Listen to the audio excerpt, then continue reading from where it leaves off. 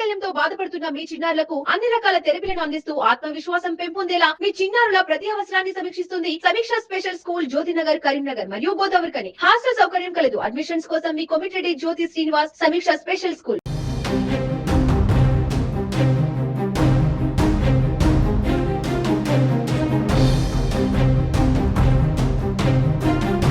కరీంనగర్ లో task force అధికారుల మెరుపు దాడులు.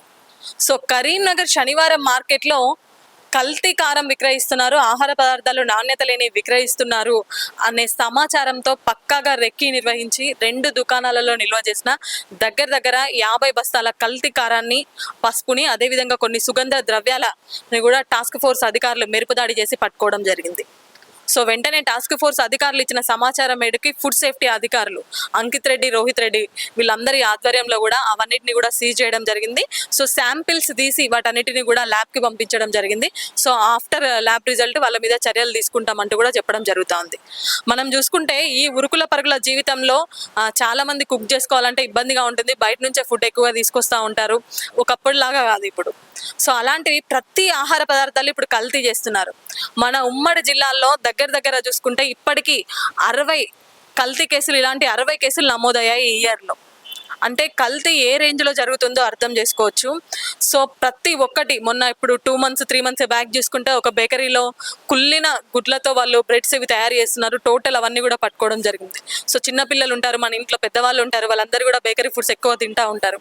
సో ఇలాంటి కల్తీలు, అక్రమాలు ఎప్పుడు రైడ్స్ జరుగుతున్నా కూడా ఇంకా జరుగుతూనే ఉన్నాయి. ప్రజల ఆరోగ్యంతో వీళ్ళు చెలగాట మాడుతూనే ఉన్నారు. సో మొత్తం ఉమ్మడి జిల్లాలో వేలల్లో ఆహార పదార్థ తయారీ కేంద్రాలు ఉన్నాయి, కానీ ఫుడ్ సేఫ్టీ అధికారులు మొత్తం సిబ్బంది కలిపి 14 మంది ఉన్నారు. అంటే వీళ్ళు ఇయర్లీ రైడ్స్ చేసినా కూడా ఇంకా సరిపోవు ఆహార పదార్థాల కేంద్రాలకి.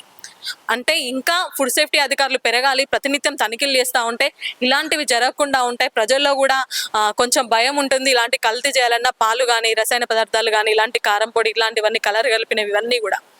సో ఇంకా నుంచి అయినా ఫుడ్ సేఫ్టీ అధికారులను కొంచెం పెంచి రైడ్స్ ఎక్కువ చేస్తే పబ్లిక్కి కొంచెం ఆరోగ్యంగా ఉంటారంటూ కూడా పబ్లిక్ అందరూ చెప్తున్న వైనం ఇది. సో చూస్తున్నాము, ప్రజలు కూడా చాలా అప్రమత్తంగా ఉండండి. కొంచెం ఆచితూచి ఆలోచించి తీసుకోండి ఏదైనా వస్తువులు తీసుకునేటప్పుడు.